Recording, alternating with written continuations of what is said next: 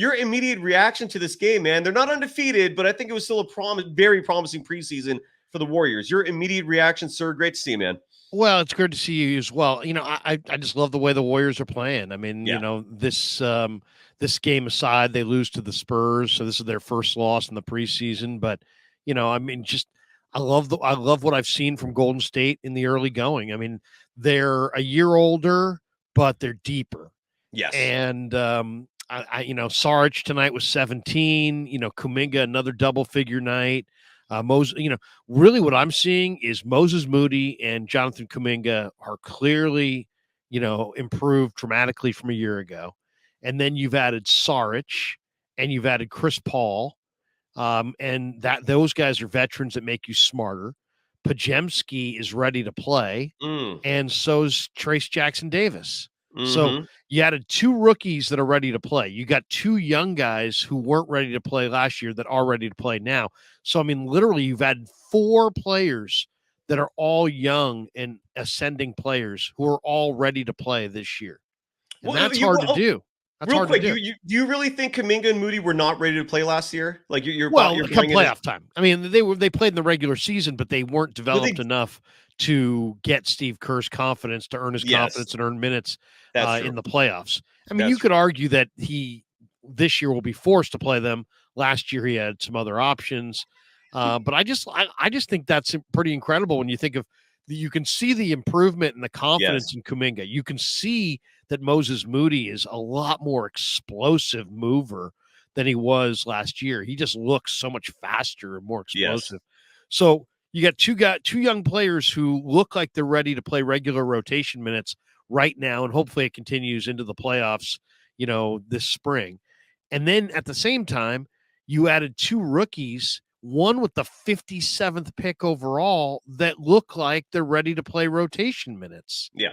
How many NBA rookies this year, honestly, in November are going to be ready to play rotation minutes? I would say just a handful. Yep. And the Warriors found a way to get two of them. Yep. Then you add Saric, who's a really nice player. He can play the pick and pop game. He can shoot the three ball.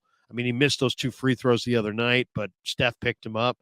I just think, there's a ton of basketball IQ that was added with Saric, too. He really knows how to play. Absolutely. So, I mean, Sarge knows how to play. Pajemski knows how to play. Trace Jackson knows how to play. You just added those three guys, and then you add Moody and Kuminga, who are now looking like they've developed to the point where they're ready. Right. It also looks like GP2 is healthier than we've seen him in a long, long time.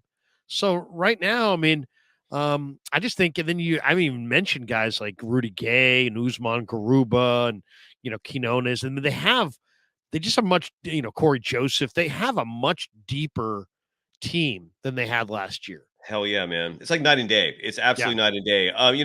It was interesting. The game started with some frivolity. You saw Stephen Curry handling the jump ball alongside Victor Wembanyama. I appreciate that he knows when to have some fun out there. It's a preseason game.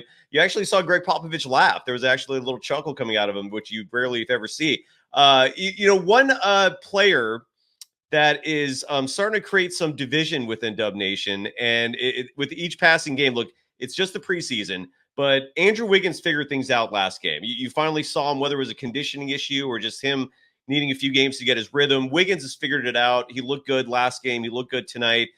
His stat line real fast. It doesn't really reflect his performance. He played 18 minutes, had 5 points, 3 rebounds. He was tasked again with defending Victor Wembanyama. That was an odd matchup. But Klay Thompson, this is now all 5 preseason games where he hasn't wowed. He hasn't impressed. I thought he started tonight's game strong. He made a quick statement 3. He was aggressive.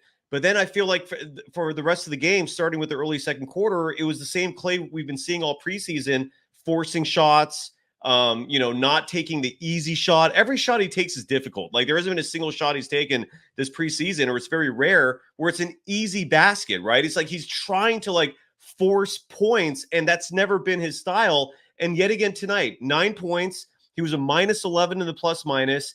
He was only 3 of 13 from the field. He was only 1 for 8 from beyond the arc. And then meanwhile, while Klay's struggling like this, and I feel like this could be a major concern come regular season, because Steve Kerr oftentimes will put his emotion over maybe what's most logical, right? He has a deep connection to this core of Steph, Clay, and Dre, and he loves Clay. As you know, in your interviews with Steve, he scoffs at the notion of Clay coming off the bench. But this is going to be a concern if Clay's taking minutes over players like Kuminga and Moody in the regular season if he continues to play like this. What is your thought on Klay Thompson's struggles? And do you think this is going to be a concern, or do you think it's just going to be washed away come the regular season? Your thoughts? Well, I mean, first of all, I mean, in this particular game, you could argue that Clay and Curry and Magruder shot him out of it from beyond the arc. I mean, you know, those three guys were 3 for 20 from three.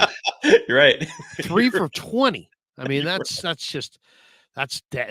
bad. That's bad. You know, I mean, it's preseason. It's preseason. I got no problem with Clay hoisting crazily and just trying to find his comfort zone. I mean, that these games mean nothing.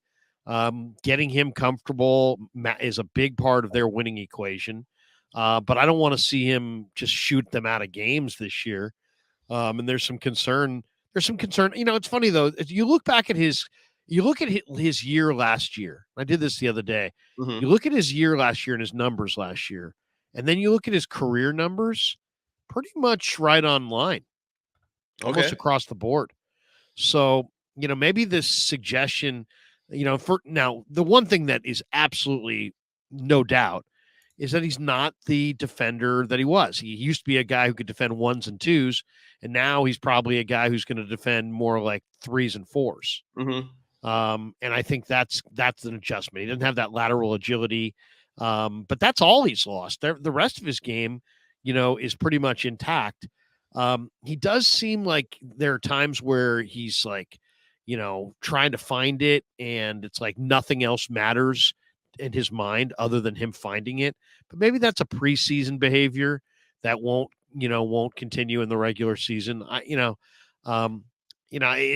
was clear in this game he was just hunting shots and trying to get into a rhythm. Yeah, all the preseason games, you know. He's been inefficient.